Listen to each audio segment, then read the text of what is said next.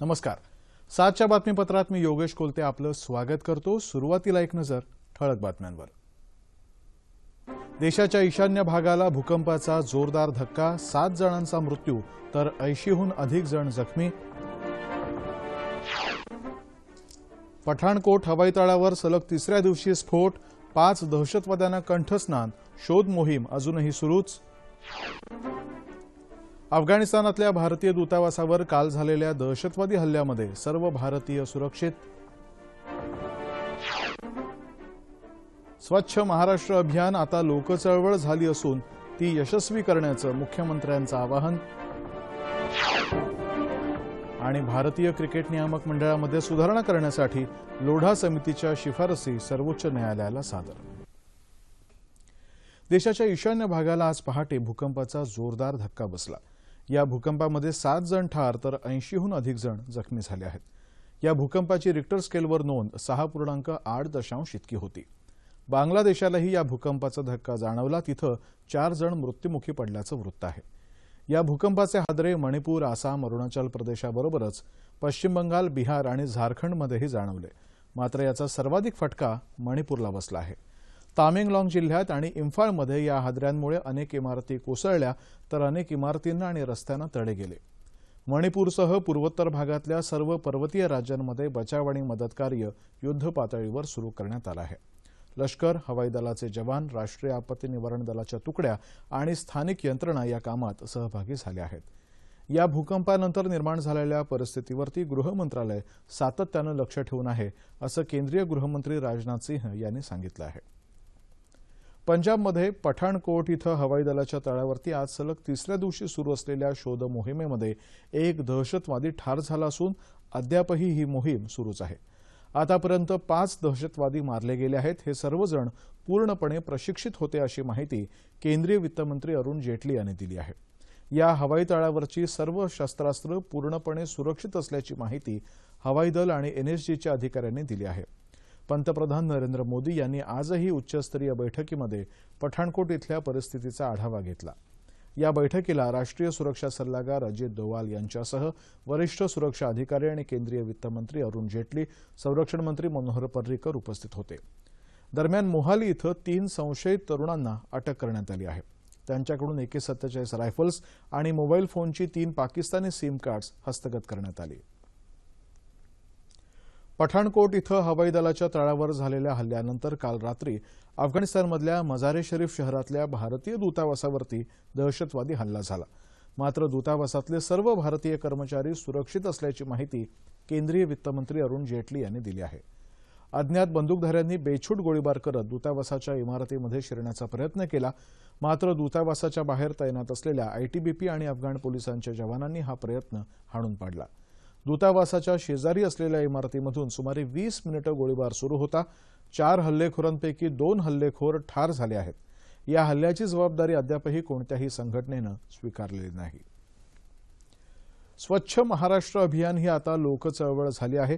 त्यात सर्वांनी सहभागी होऊन हे अभियान 100% यशस्वी करूया असं आवाहन मुख्यमंत्री देवेंद्र फडणवीस यांनी मुंबईत केलं. स्वच्छ महाराष्ट्र अभियानाच्या ट्विटर आणि फेसबुक पेजचा प्रारंभ आज मुख्यमंत्र्यांच्या हस्ते मंत्रालयात करण्यात आला. त्यावेळी त्यांनी हे आवाहन केलं. राज्यातली 19 शहरं सोशल मीडियाच्या प्लॅटफॉर्मवर फेसबुक, ट्विटर यांच्या माध्यमातून आपल्यामध्ये उपस्थित होत आहे.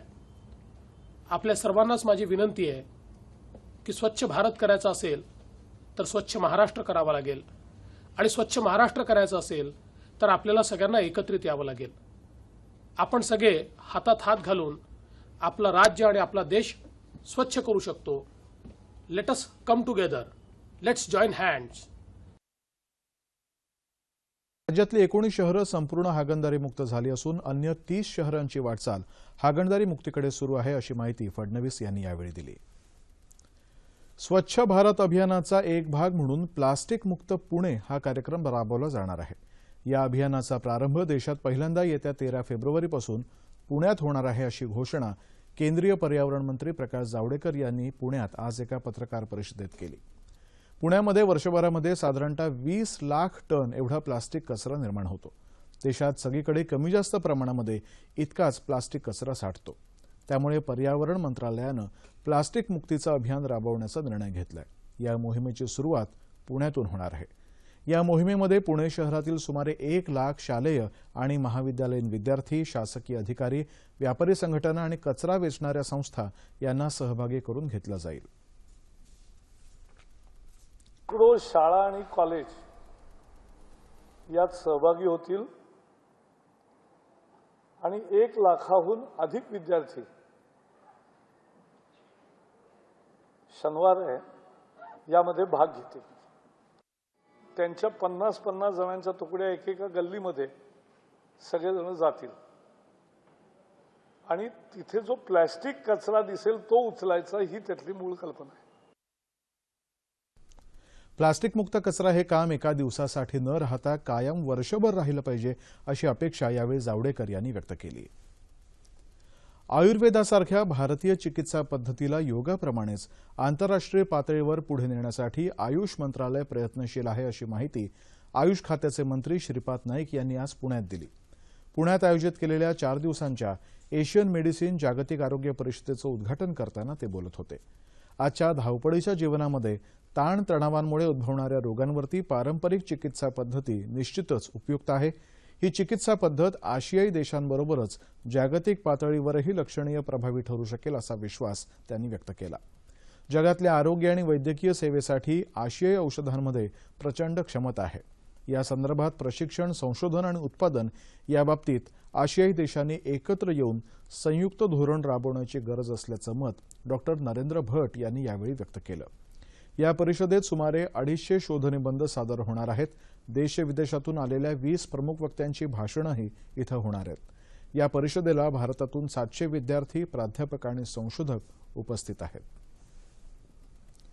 यावर्षी तूर डाळीचं देशात उत्पन्नच कमी झालं, त्यामुळे दर वाढले, पण त्यावर उपाय म्हणून तूर डाळ मोठ्या प्रमाणावर आयात केली आहे अशी माहिती केंद्रीय अन्न आणि नागरी पुरवठा मंत्री रामविलास पासवान यांनी आज पुण्यात एका पत्रकार परिषदेत दिली। इतर कोणत्याही फळं आणि भाज्यांचे दर वाढलेले नाहीत, त्यामुळे महागाई कमी झालेली आहे असंही पासवान यांनी यावेळी सांगितलं। गेले बरेच दिवस चर्चेत असलेला रायगड महोत्सव येत्या 21 ते 24 जानेवारी या कालावधीत होणार आहे।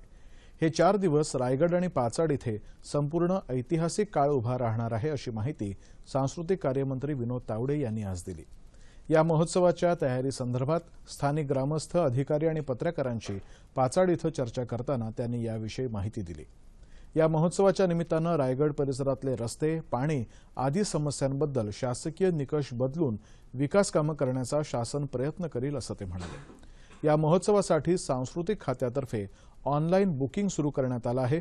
महोत्सव काळामध्ये रायगडावरती दररोज 10,000 तर पाचाड इथं दररोज 15,000 पर्यटक येतील, अशा प्रकारे सर्व व्यवस्था करण्यात येणार आहे।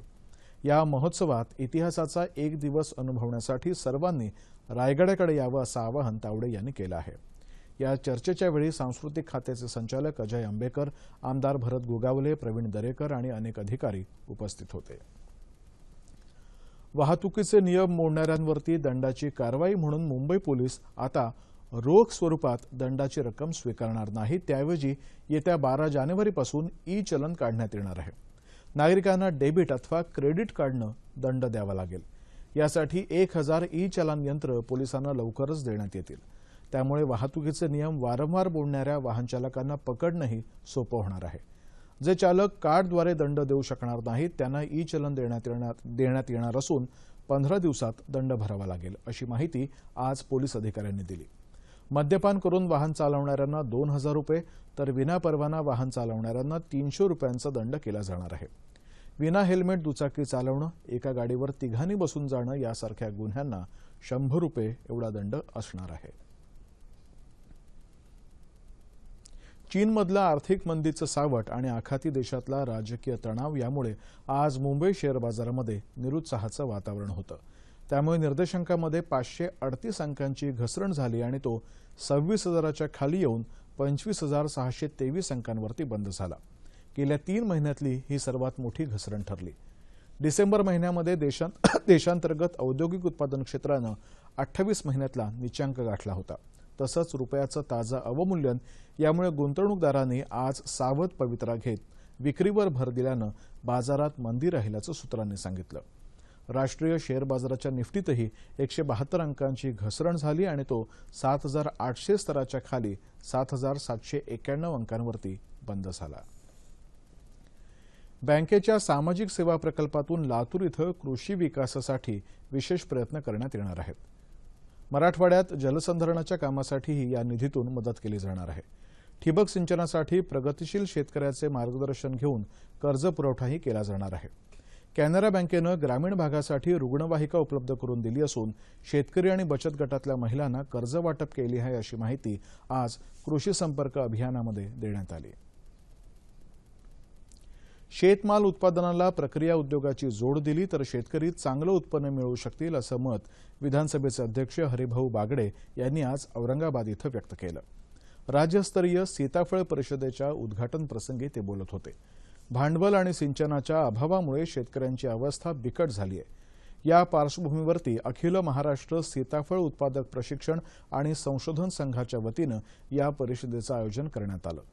सीताफळाला पीक विमा योजना लागू करावी, लागवडीसाठी अनुदान आणि कर्ज मर्यादा वाढवून मिळावी, अशा मागण्या यावेळी करण्यात आल्या.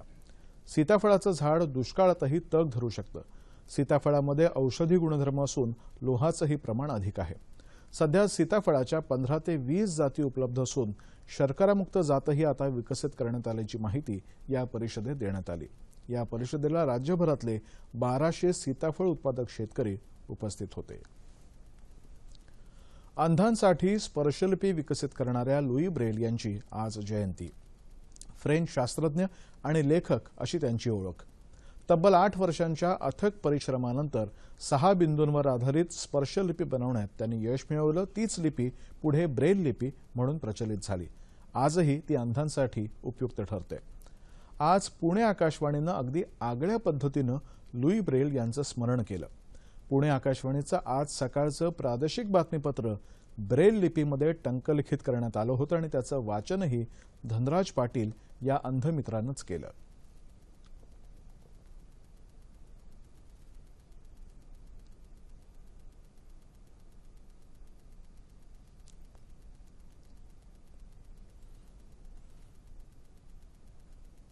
ब्रेल यांच्या स्मृतिदिनानिमित्त मुंबईमध्ये आज नॅब या संस्थेच्या वतीनं ब्रेल लिपीतल्या श्रीमद भगवद्गीता आणि you can be a poet to या धार्मिक पुस्तकाचंही प्रकाशन करण्यात आलं.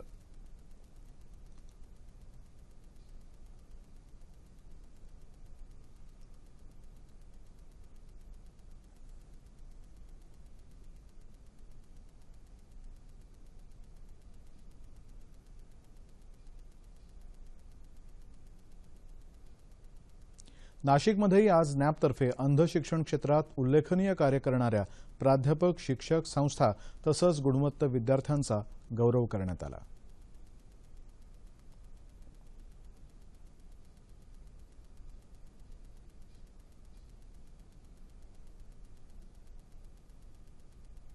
भारतीय क्रिकेट नियामक मंडळ आणि IPL प्रशासकीय मंडळ ही 2 स्वतंत्र मंडळं असावीत अशी शिफारस न्यायमूर्ती लोढा समितीनं आज सर्वोच्च न्यायालयात सादर केलेल्या आपल्या अहवालात केली आहे.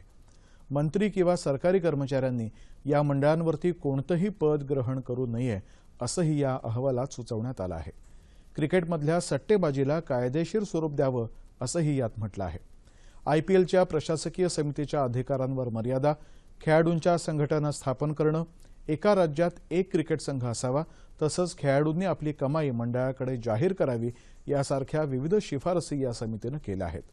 क्रिकेटमधले घोटाळे आणि क्रिकेट प्रशासनाच्या हितसंबंधांमधला संघर्ष यांना आळा घालण्यासाठी गेल्या वर्षी सर्वोच्च न्यायालयानं ही समिती स्थापन केली होती.